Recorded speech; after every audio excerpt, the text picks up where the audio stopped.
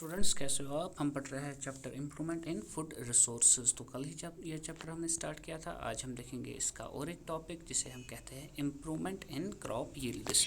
तो हमारे पास जितने भी क्रॉप्स है उनकी हम जो यील्ड है, जो अगर हम मिसाल के तौर पर हमारे पास 3 kg निकल रहे हैं एक नाल ज़मीन से, तो हम इनको 4 kg कैसे बनाएं, यानी कि क्रॉप की यील्ड जो है हम उसको कैसे बढ़ाएं। तो उसके लिए हम क्या क्या इकदाम उठाते हैं वो हम इस चैप्टर में पढ़ेंगे। देखो, सीरियल्स जैसे कि वीट है, हमारे पास राइस है, मेज़ है, मिलेट्स है या सोरगम है, ये क्या हमें प्रोवाइड करते हैं कार्बोहाइड्रेट्स। आपने देखा होगा जब हम खाना खाते हैं हमारा जो स्टेपल फूड है वो है राइस। तो इसी तरीके से किसी इलाके का स्टेपल फूड होता है वीट, किसी का होता है मिलेट्स। ठीक है, तो ये सब क्या करते हैं हमें प्रोवाइड, ये करते हैं हमें कार्बोहाइड्रेट्स प्रोवाइड।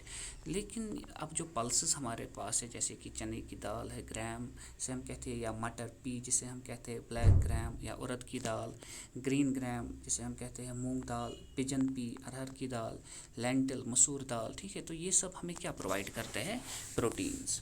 और ऑयल सीड्स जैसे कि सोयाबीन है, ग्राउंड नट ऑयल है, सीसम है, कैस्टर ऑयल है, मस्टर्ड है, लिंसीड है, सनफ्लावर है। आपने देखा होगा हम खाने में तेल भी मिलाते हैं। तो ये सब हमें क्या प्रोवाइड करते हैं, नेसेसरी फैट्स। और जो सब्ज़ी होती है, वेजिटेबल्स, स्पाइसेस या फ्रूट्स जो होते हैं, ये हमें रेंज ऑफ विटामिन्स और मिनरल्स प्रोवाइड करते हैं in addition to small amount. इनमें मगर होते हैं small amount of protein, carbohydrates and fats.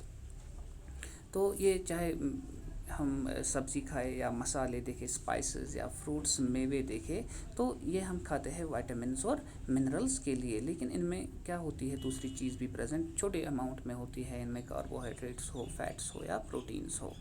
और in addition to these food crops हम फॉडर क्रॉप्स जैसे कि बरसीम है, ओट्स है या सूडन ग्रास है, वो भी हम रेज़ करते हैं as food for live stock. जो कि लाइव स्टॉक क्या होता है, जैसे कि गाय वगैरह है, बकरी वगैरह है, उनके लिए भी हम ये फॉडर क्रॉप्स हम उगाते हैं। तो फिर different crops require different climatic conditions. अब हम डिफरेंट क्रॉप्स को उगाते हैं, लिए ज़रूरी नहीं है कि आप आज ही राइस आप किसी भी महीने में उगा सकते हो, नहीं। उसके लिए आपको एक क्लाइमेटिक कंडीशन चाहिए, यानी कि आप पर्टिकुलर उस एक सीज़न में उसको ग्रो कर सकते हो, और टेम्परेचर उसके लिए होना चाहिए, और फोटो पीरियड्स उनके लिए होना चाहिए। फोटो पीरियड्स क्या होते हैं, ड्यूरेशन ऑफ सनलाइट। तो इनकी लाइफ साइकिल के लिए ये सब ज़रूरी होता है। तो growth of plants and flowering are dependent on sunlight. अब प्लांट्स ग्रो करे और फ्लावरिंग और इन पे फ्लावर्स आ जाए, तो ये सब डिपेंड किस पे होते हैं, सनलाइट पे। As we all know plants manufacture their food. Plants जो है वो खुद अपना खाना बनाते हैं in sunlight by presence of by the process of photosynthesis. तो फोटोसिंथेसिस किस में होती है, सन जो प्लांट्स में होती है फोटोसिंथेसिस, जिससे प्लांट्स अपना फूड खुद बनाते हैं इन प्रेजेंस ऑफ सनलाइट। तो उसे हम कहते हैं उस प्रोसेस को फोटोसिंथेसिस। वहाँ कुछ और क्रॉप्स है which are grown in rainy season. कुछ क्रॉप्स हम रेनी सीजन में उगाते हैं जिन्हें हम कहते हैं खरीफ सीज़न। ठीक है, जिस सीज़न को हम खरीफ सीज़न कहते हैं from the month of June to October. ठीक है, तो जून टू अक्टूबर रेनी सीज़न होता है, उस वक्त हम खरीफ क्रॉप्स को उगाते हैं। And some of crops are grown in winter season. कुछ हम विंटर यानी कि ठंड में उगाते हैं, जिसे हम कहते हैं रबी सीज़न। ये नवंबर से लेकर अप्रैल तक होता है। ठीक है, ये याद रखना। खरीफ कब होता है, समर्स में, और रबी विंटर्स में। और ये जो पैडी हो, सोयाबीन हो, पिजन पी हो, मेज़ हो, कॉटन हो, ग्रीन ग्राम और ब्लैक ग्राम, और ये सब क्या है, खरीफ क्रॉप्स। खरीफ क्रॉप्स का मतलब क्या है, हम इनको समर्स में उगाते हैं, यानी कि जून टू अक्टूबर या रेनी सीजन में।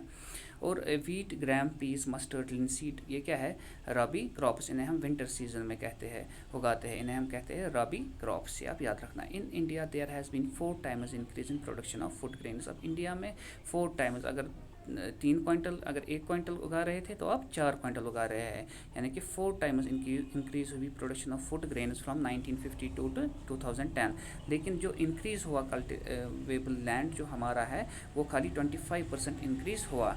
तो ये सब कैसे हमने अचीव किया, ये हम देखेंगे। If we think of the practices involved in farming, we can see that we divided into 3 stages. अब जब हम फार्मिंग करते हैं, कोई क्रॉप उगाते हैं, उसे हम 3 स्टेजेस में डिवाइड कर सकते हैं। तो first is the choice of seed for planting. तो पहला है choice of seeds for planting, यानी कि अगर हमें कोई उगाना है मिसाल के तौर पर राइस, तो उसके लिए हमें पहले चॉइस करते हैं सीड्स की। तो सेकंड है nurturing of the crop plants, फिर इनको न्यूट्रिएंट्स प्रोवाइड करते हैं, ठीक है।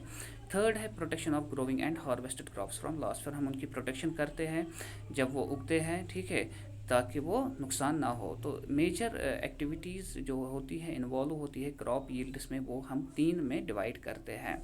तो पहला है क्रॉप वैरायटी इम्प्रूवमेंट, दूसरा है क्रॉप प्रोडक्शन इम्प्रूवमेंट और तीसरा है क्रॉप प्रोटेक्शन मैनेजमेंट। तो ये तीनों क्या होते हैं, इन्हें हम डिटेल से पढ़ेंगे अगले लेक्चर्स में। तो ये मैं आपको भी सेंड कर रहा हूँ, अच्छे से पढ़ना।